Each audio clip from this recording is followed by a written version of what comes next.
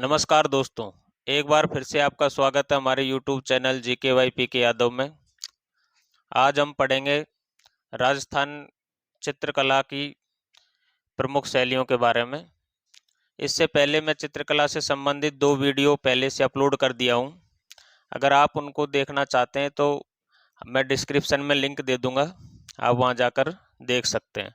अभी तक हमने पढ़ा कि हमारी राजस्थान की जो चित्रकला शैली है उसका विकास कैसे हुआ, उद्गम कैसे हुआ, उत्पत्ति कैसे हुई, उसके बाद में नामकरण किन किन लोगों ने किया, राजस्थान पेंटिंग्स किसने कहा, राजपूत पेंटिंग्स किसने कहा, हिंदू शैली किसने कहा। उसके बाद में हमने प्राचीन ग्रंथों के बारे में पढ़ा। फिर उसके बाद में हमने राजस्थान चित्रकला के जो प्रमुख वर्गीक स्कूलें हैं उनके बारे में सामान्य अध्ययन किया। उसके पश्चात में हमने मेवाड़ शैली के उपशैलियों के बारे में अभी तक पढ़ा है। मेवाड़ शैली की उपशैलियों में हमने पढ़ा नाथद्वारा, देवगढ़, उदयपुर और उसके अलावा चावंड शैली। ये 4 शैलियों के बारे में हम अब तक पढ़ चुके हैं, उपशैलियों के बारे में। आज हमारा जो दूसरा जो स्कूल ऑफ पेंटिंग है वो हाड़ौती स्कूल ऑफ पेंटिंग्स है। मैं इससे पहले आपको राजस्थान पेंटिंग्स की स्कूलों के बारे में आपको बता चुका हूँ। राजस्थान पेंटिंग्स के अंदर हम 4 स्कूलें पढ़ते हैं: मेवाड़, मारवाड़, हाड़ौती और ढूंढाड़ चित्रकला शैली। ठीक है, इनको स्कूल बोला जाता है। आज जो हम टॉपिक पढ़ेंगे वो पढ़ेंगे हाड़ौती की चित्रकला शैली। ठीक है, तो ये वीडियो, ये चित्रकला का पार्ट 3 है। इससे पहले 1 और 2 में डाल दिया हूँ, आपको डिस्क्रिप्शन में मैं लिंक डाल दूंगा, आप वहाँ जाकर देख सकते हैं। देखो, सबसे पहले शुरू करते हैं हाड़ौती स्कूल ऑफ पेंटिंग्स। ठीक है, थोड़ा सा देखो इस पर क्या है। मेवाड़ और मुगल 2 शैलियों का प्रभाव रहा है। मेवाड़ और मुगल शैली, इनका क्या रहा है, प्रभाव रहा है। तो मेवाड़ शैली में हमने देखा कि मेवाड़ शैली के जो प्रधान रंग है वो कौन कौन से थे, लाल और पीले। लाल और पीला था। उसकी मैंने ट्रिक भी बताई थी कि मेवाड़ के जो महाराजा हैं, जो महाराणा हैं, जो मुगलों को देखकर लाल और पीले हो जाते थे, इसलिए लाल और पीले कलर यहाँ की प्रधानता है। अब देखो, मुगल शैली के अंदर हरा हरा रंग का प्रभाव दिखाई देता है। किसका? हरा रंग का प्रभाव, हरे रंग का प्रभाव दिखाई देता है। तो इसमें कौन कौन से कलर हो जाएंगे? इसमें 3 कलर प्रदान हो जाएंगे हाड़ौती स्कूल ऑफ पेंटिंग्स में, लाल, पीला और हरा। सॉरी,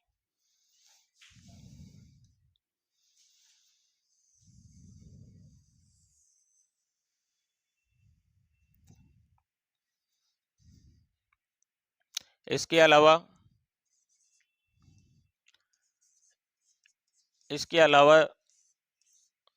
और कौन कौन से रंगों का प्रयोग किया गया है? इसके अलावा जो अन्य रंग हैं वो हैं सोने एवं चांदी के, सोने और चांदी की स्याही का प्रयोग किया गया है। सोने एवं चांदी की स्याही का प्रयोग किया गया है। सुनहरा रंग भी बोल सकते हैं आप इसमें।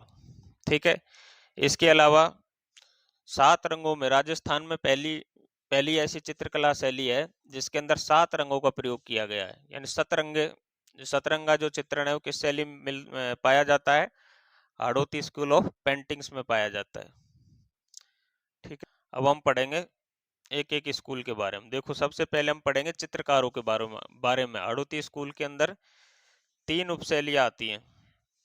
कौन कौन सी 3 उपशैलियां आती हैं? देखो, एक तो पहला कोटा, दूसरा बूंदी,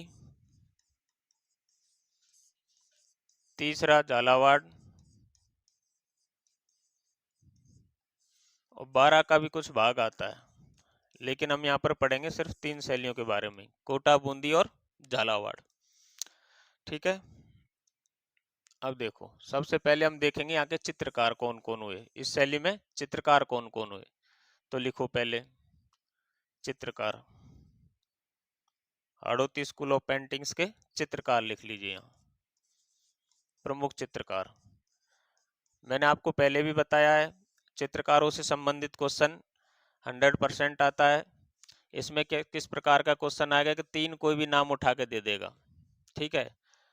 तो तीन नाम एक साथ उठा के देगा और पूछेगा कि ये निम्न चित्रकार किस चित्रकला शैली से बिलोंग करते हैं, संबंधित हैं। उसमें चार ऑप्शन देगा, ठीक है। जो सही होगा उस पर निशान लगाना है, टिक करना है। अभी देखो चित्रकारों हम देखेंगे, इधर कोटा, ठीक है, इधर बूंदी के चित्रकार। चित्रकार इसमें दो से उपशैलियों के ही फेमस है, कोटा और बूंदी के, ठीक है। चित्रकार देखो कोटा में सबसे पहले आप देखो डालू,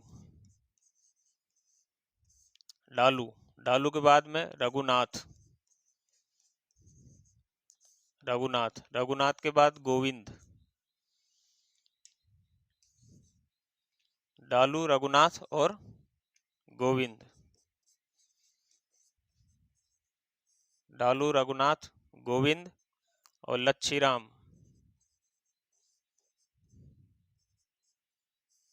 इसके अलावा एक है रामलाल,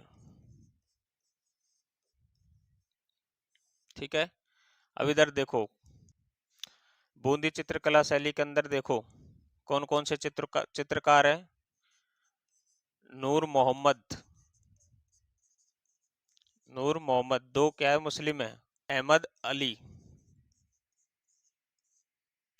ये दो मुस्लिम चित्रकार हैं। इसके अलावा श्री कृष्ण, श्री कृष्ण, और देखो सुरजन, सुरजन, और इसके अलावा एक रामलाल और है। इनके अलावा कौन है, रामलाल है। देखो एक यहाँ पे रामलाल दो हैं, कोटा में भी है और बूंदी में भी है। पहले रामलाल क्या है, बूंदी चित्रकला शैली में था, लेकिन बूंदी से किस में आ गया, कोटा चित्रकला शैली में आ गया, ठीक है। तो ये कॉमन हो जाएगा दोनों में। पहले रामलाल किस में था, बूंदी में था, और बूंदी से किस में आ गया था, कोटा में आ गया था। देखो अभी यहाँ से तीन नाम उठा लेगा, डालू, रघुनाथ और गोविंद किस चित्रकला शैली से संबंधित है, इस प्रकार का क्वेश्चन आपसे पूछा जाएगा। अभी देखो इसको कैसे याद रखेंगे। देखो रघु और गोविंद, रघु और गोविंद को क्या अच्छी लगती है, डालू अच्छी लगती है। रघु और गोविंद को क्या अच्छी लगती है, लच्छी को आप अच्छी से याद रख सकते हो। रघु और गोविंद को डालू अच्छी लगती है, ठीक है। ये याद हो जाएगा, रामलाल है जो कॉमन है। इधर देखिए इसको किस प्रकार से याद रखा जाएगा। जब भगवान श्री कृष्ण अपनी बांसुरी बजाते हैं तो बांसुरी से क्या होता है, बूंदी टपकती हैं। बांसुरी से क्या होता है, बूंदी टपकती हैं। बूंद टपकने से क्या होगा, नूर बरसेगा। क्या बरसेगा, नूर बरसेगा। और श्री कृष्ण की बांसुरी से क्या निकलता है, सुर निकलता है। कृष्ण भगवान की जो बांसुरी है उससे क्या निकलता है, सुर। सुर की वजह से क्या होगा, बूंदे निकलेंगी, बूंदे गिरेंगी आसमान से, और बूंदे गिरेंगी तो नूर आएगा। और जब नूर नूर आएगा तो नूर आने से क्या होगा कि किसान है जो अपने खेती बोने के लिए जाएगा, तो एक दूसरे से मिलन होगा तो क्या बोलेगा, राम राम बोलेगा। क्या बोलेगा, राम राम बोलेगा। तो इस प्रकार से आप इन चित्रकारों के नाम याद रख सकते हो, ठीक है। उतार लो।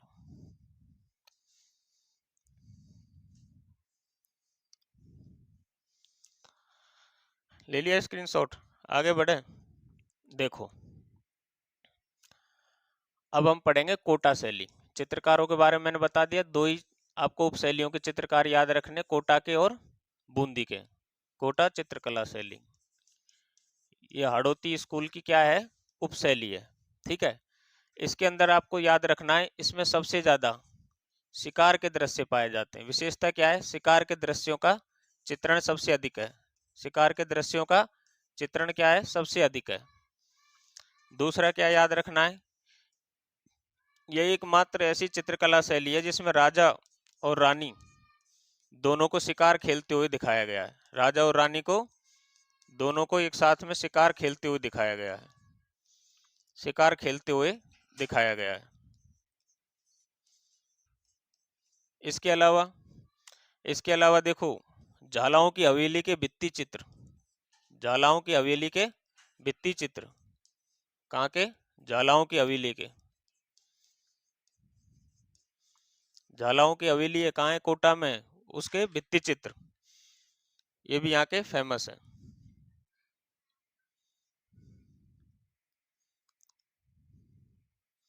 और जो झालाओं की हवेली है इस पे भित्ति चित्रण है वो भी शिकार का किया गया है। किसका किया गया है? शिकार का। जहां भी शिकार शब्द आ जाए तो कौन सी शैली होगी? कोटा शैली होगी। ठीक है, आगे बढ़े।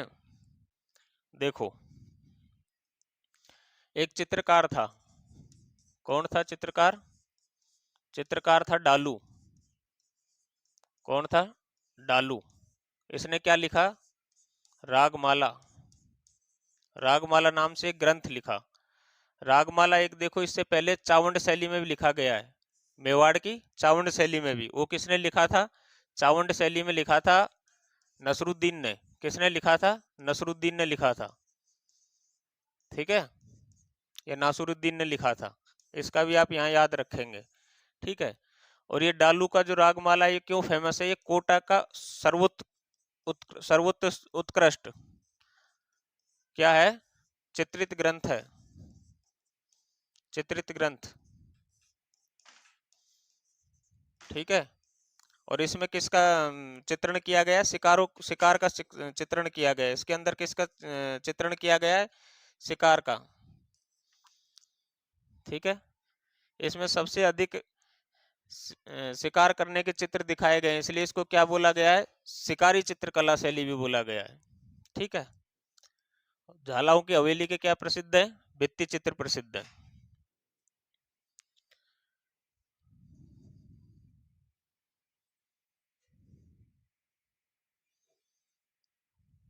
आगे बढ़े।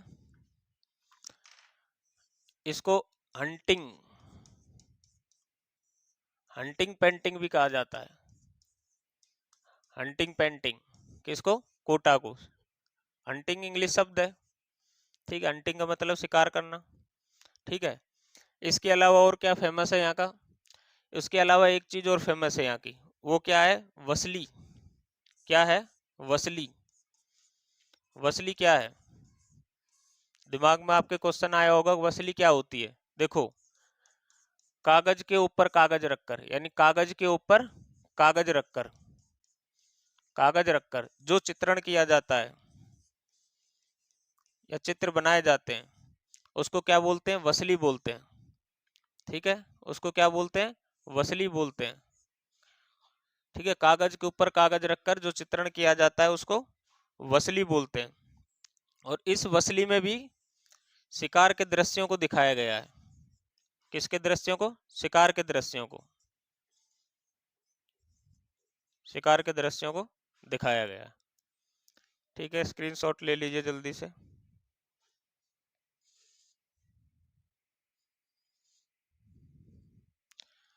अब देखो, दो चीजें और रह गई।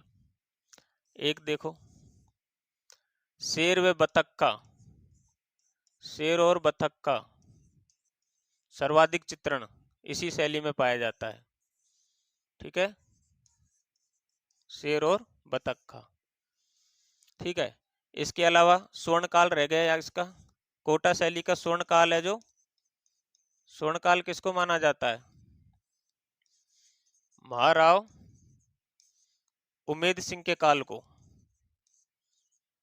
उम्मेद सिंह के काल को क्या माना जाता है? स्वर्णकाल माना जाता है। ठीक है, स्वर्णकाल किसके काल को माना जाता है? महाराव उम्मेद सिंह के काल को स्वर्णकाल माना जाता है। बस कोटा शैली में तो आपको इतना ही याद रखना है। ठीक है, कलर मैंने आपको बता ही दिया, लाल पीला हरा और सोने एवं चांदी की स्याही का प्रयोग, यानी सुनहरे, और 7 रंगों का प्रयोग, सतरंगा प्रयोग। ठीक है, देखो आगे देखो अभी, बूंदी चित्रकला शैली। बूंदी चित्रकला शैली।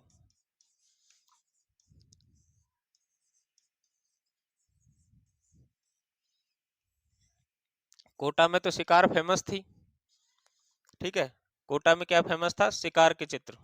ठीक है, इसके अंदर क्या फेमस है? इसके अंदर जो सबसे अधिक जो फेमस है वो है पशु पक्षियों का चित्रण। पशु पक्षियों का चित्रण सर्वाधिक हुआ है इस शैली के अंदर। दूसरा क्या है? भित्ति चित्र। यहाँ के भित्ति चित्र हैं जो विश्व भर में प्रसिद्ध हैं। भित्ति चित्र विश्व भर में प्रसिद्ध है। भारत का तो आप छोड़ ही दीजिए, विश्व भर में फेमस है, प्रसिद्ध है। ठीक है, एक चीज और है इसकी फेमस। सभी शैलियों में मोर का चित्रण किया गया है, लेकिन इसमें नाचते हुए मोर का चित्रण किया गया है। नाचते हुए मोर का चित्रण किया गया है। यह क्वेश्चन पूछा हुआ है भाई, नाचते हुए मोर का चित्रण किस चित्रकला शैली में दिखाया गया है, इसका ध्यान रखना। ठीक है, देखो एक बच गया कजली तीज। कजली तीज कहाँ मनाई जाती है, कहाँ की फेमस है कजली तीज? बूंदी की। बूंदी की फेमस है कजली तीज। इसको बूढ़ी तीज भी कहते हैं। छोटी तीज है जो जयपुर की फेमस है, और कजल बड़ी तीज है जो बूंदी की फेमस है। ठीक है, वैसे बड़ी और वैसे बूंदी, ये भी आप नोट कर लो।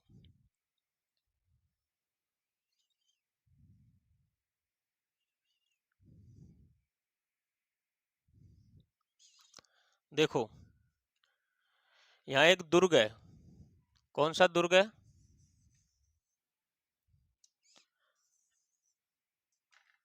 यहाँ एक दुर्ग है।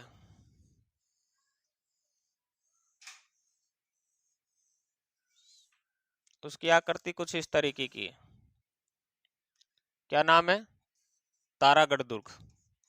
क्या नाम है? तारागढ़ दुर्ग।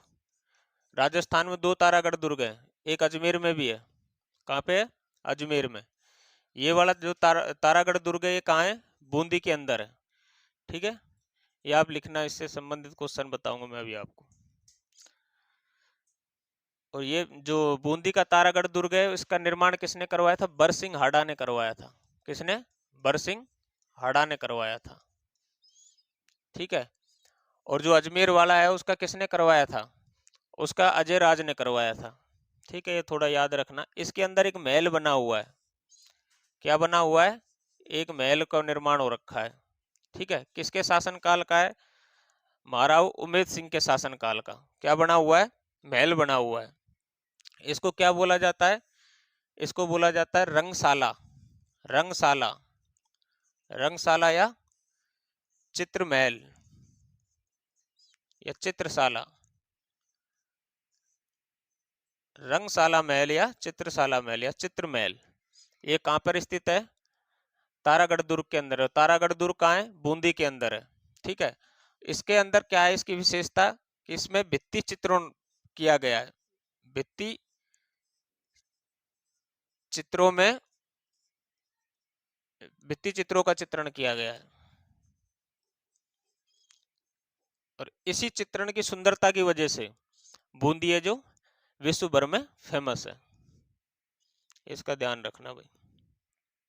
और देखो, और यहाँ की क्या क्या चीजें फेमस है, देखो नोट करते रहो। एक है यहाँ पे युद्ध का चित्रण। ये भी क्वेश्चन पूछा गया है, युद्ध का चित्रण। ठीक है, प्लस हाथियों की लड़ाई। हाथियों की लड़ाई, ये क्वेश्चन आ रखे हैं भाई। ठीक है, युद्ध का चित्रण और हाथियों की लड़ाई। एक और है राज दरबार का दृश्य का चित्रण, तो हर चित्रकला शैली में पाया जाता है, लेकिन इसमें क्या है? राजा के राज दरबार में आगमन पर, राजा के राज दरबार दरबार में आगमन पर, आगमन पर जो स्वागत किया जाता है, आगमन पर क्या किया जाता है? स्वागत किया जाता है, उसका चित्रण है। उसका चित्रण इसके अंदर किया गया। राजा के राज दरबार के आगमन पर जो चित्र बनाए गए हैं वो यहाँ के फेमस है। ठीक है। इसके अलावा नाई का भेद, इधर लिख लो नाई का भेद, नाई का भेद का चित्रण। इसका मतलब इसमें चित्र में जो दिखाया गया है और रानी द्वारा राजा का इंतजार करते हुए दिखाया गया है। राजा यानी कोई युद्ध में जाता है, उसके बाद उसके आगमन पर रानी उसका क्या कर रही होती है, इंतजार कर रही होती है। या फिर राजा शिकार करके वापस लौटता है अपने महल में, तो रानी उसका है जो एक पर झोंका बोलते हैं, झोंका बोलते हैं, किले महलों के अंदर पाया जाता है। वहां से खिड़की, एक टाइप की आप खिड़की समझ लीजिए, वहां से देखती हुई रानी का क्या किया गया है, चित्रण किया गया है। और राजा कहाँ खड़ा है, उसके नीचे खड़ा है। ठीक है। तो ये नाई का भेद, इसका भी चित्रण किस में किया गया है, बूंदी चित्रकला शैली में किया गया है। इसके अलावा और देखो, जब श्री कृष्ण नाम से जब चित्रकार हुए तो भगवान श्री कृष्ण का चित्र तो पक्का बनाया होगा। तो देखो इसमें क्या बनाया है, भगवान श्री कृष्ण को, भगवान श्री कृष्ण को श्री कृष्ण को गोवर्धन पर्वत उठाते हुए दिखाया गया है।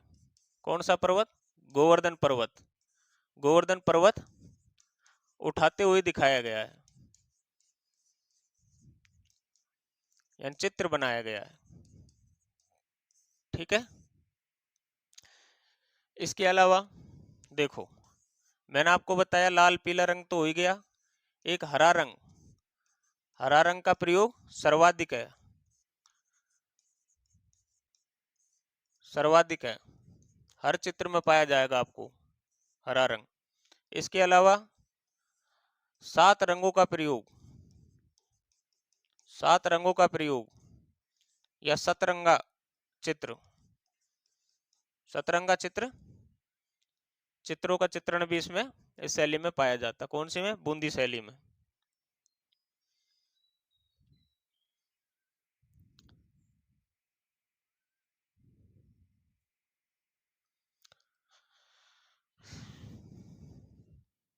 जो तारागढ़ दुर्ग के अंदर जो महल बना हुआ है, चित्रशाला महल, वो इस शैली का क्या माना जाता है, वो इस शैली का आप बोल सकते भित्ति चित्रों का स्वर्ग माना जाता है।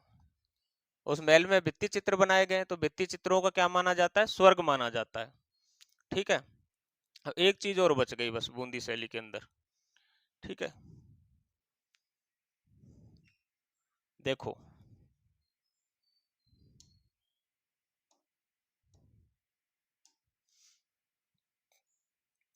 क्या बच गया भाई, क्या क्लिक हो रखा, इसकी सेटिंग देखना भाई, सेटिंग गड़बड़ हो गई इसकी।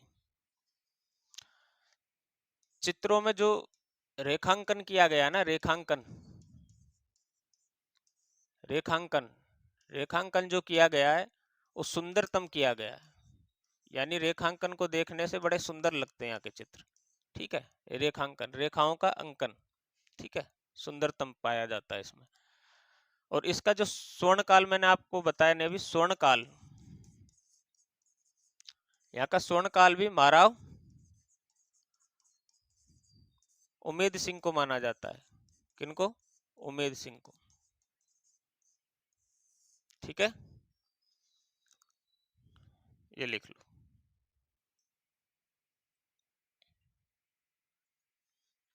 देखो हमने क्या क्या पढ़ा,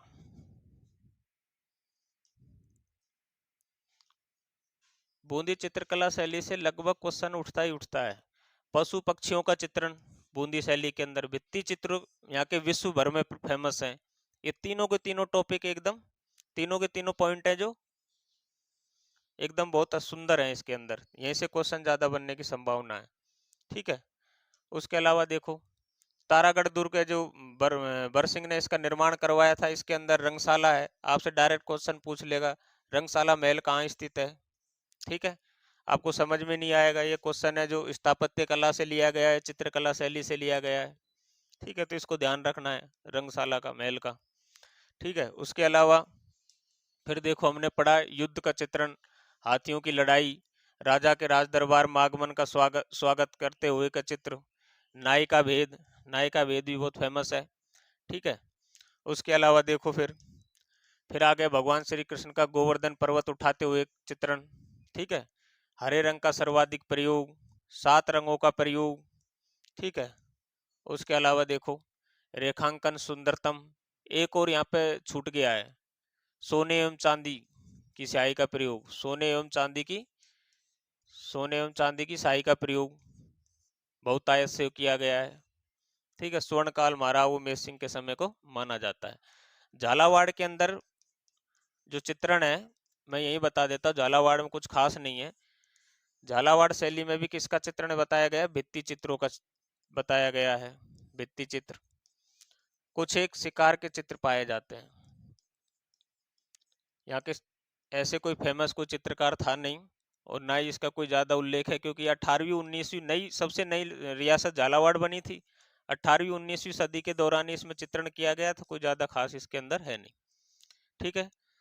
आज हमारी आड़ोती स्कूल ऑफ पेंटिंग्स भी पूरी हो गई है। कल की वीडियो में हम पढ़ेंगे मारवाड़ की पेंटिंग स्कूल्स, और उसके बाद हम पढ़ेंगे ढूंढाड़ पेंटिंग स्कूल, ठीक है। अगर आपको वीडियो अच्छी लगी हो तो चैनल को लाइक और सब्सक्राइब जरूर करें। Thank you.